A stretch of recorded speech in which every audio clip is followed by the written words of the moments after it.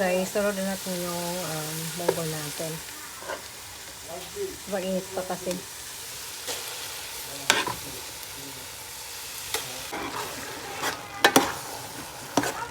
Wow, sarap dito.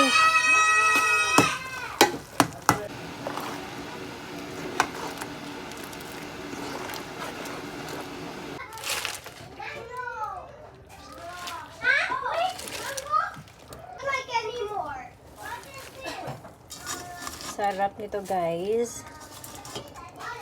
So pagkahaloin na natin guys. Isang kulo lang to.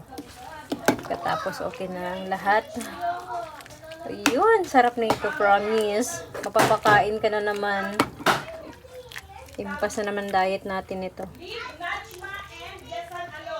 Takpan lang natin 1 minute.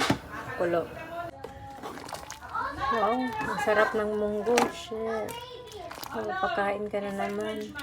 Kain na tayo guys. Okay na to.